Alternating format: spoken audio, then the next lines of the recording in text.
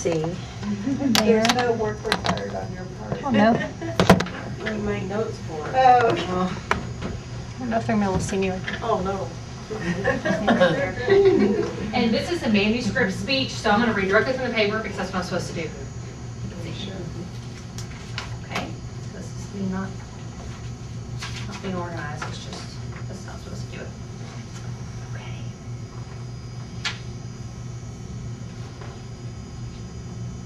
Okay, here we go. In May 2008, Mr. Paul Chavez, chairman of the Chavez Foundation and son of civil rights leader Cesar E. Chavez, was invited to speak at the BNSF Railway headquarters in Fort Worth. The event was hosted by the BNSF Hispanic Leadership Council in line with their commitment to provide civic responsibility, volunteerism, and education within their organization in the Hispanic community. Mr. Paul Chavez spoke about his father's work as a farm worker, union leader, and civil rights leader. Cesar E. Chavez was born in Yuma, Arizona on March 31st, 1927. He was named after his grandfather, Cesario. In 1938, he and his family moved to California. He lived in a colonial barrio in Oxford for a short period, returning to Arizona several months later. They returned to California in June 1939 and this time settled in San Jose. They lived in a barrio called Sa Si Puedes, get out if you can. Cesar thought the only way to get out of the circle of poverty was to work his way up and send his kids to college. He and his family worked in the fields of California. He learned about justice, or rather injustice, early in life. Cesar's family had their land taken away from them by greedy lawyers and were left homeless. He was forced to work full-time to help support his family.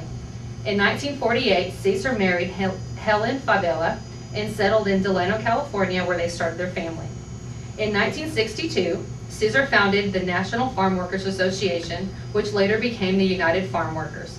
By 1970, the UFW got grape growers to accept union contracts and had effectively organized most of that industry, at one point in time claiming $50,000 in dues, claiming 50,000 due-paying members. The reason was Cesar Chavez's tireless leadership and nonviolent tactics that included the Delano grape strike, his fast that focused national attention on farm workers' problems, and the 340-mile march from Delano to Sacramento in 1966. Cesar was willing to sacrifice his own life so that the Union would continue and that violence was not used. Cesar fasted many times. In 1968, Cesar went on a water-only 25-day fast. He repeated the fast in 1972 for 24 days and again in 1988, this time for 36 days. These stories are just a few of the many historic, inspiring moments BNSF HLC members were able to relive through Mr. Paul Chavez. Paul spoke about the ongoing efforts through the Chavez Foundation to promote education, assistance, and social justice for migrant farm workers and Hispanic families in need. As a follow-up to the presentation given by Mr. Chavez, the Chavez Foundation extended a personal invitation to the BNSF Hispanic Leadership Council to visit La Paz, Cesar Chavez's final resting place and home of the National Chavez Center in Keene, California. BNSF HLC members were able to spend time with many of the leaders of the Chavez Foundation and United Farm Workers movement during the visit. On the tour, BNSF HLC members were given the opportunity to learn about all of the diverse programs supported by the farm worker movement, such as the National Farm Workers Service Center, which provides affordable housing to farm workers and special needs Latino families in California, Arizona, Texas, and New Mexico. The Cesar Chavez Education Institute, another program highlighted during the tour, focuses on addressing educational obstacles in the Latino community and offers an on-site after-school program at many of their housing developments to give resident children additional help with basic reading, writing, and algebra in a familiar, stress-free environment. BNSF HLC members were able to view an existing housing development in Bakersfield and visit with the staff who facilitate the after-school program. A private tour of the National Farm Workers Service Center's radio station La Campesina was given by Paul and his brother Anthony, who oversees the programming at the 9-station network.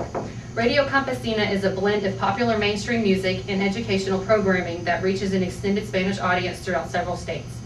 The trip culminated with a tour of the Chavez Foundation Visitor Center. The center houses Cesar's personal home office, which was preserved from his final days. Many of his personal belongings, including favorite books and pictures, are on display and offer a very intimate look into his life as a father, husband, civil rights leader, and American hero. The center also featured many legendary photos from Cesar's days in the farm workers movement history, including photos of Cesar and Bobby Kennedy in the original NFWA banner. Finally, BNSF HLC members were given the special honor of visiting Caesar's final resting place in the Memorial Garden at La Paz.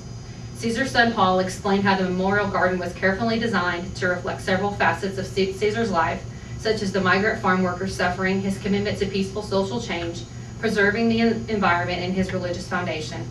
The event was a once-in-a-lifetime opportunity for many of the members, some of which remember when much of Caesar's work was completed. Others were given a chance to learn about a great American hero, one who has changed the lives of many Hispanic families throughout history and has indirectly touched their lives in some way through their Hispanic heritage. I feel blessed to have been able to partake in this wonderful event, and I'm honored to have shared this experience with you today.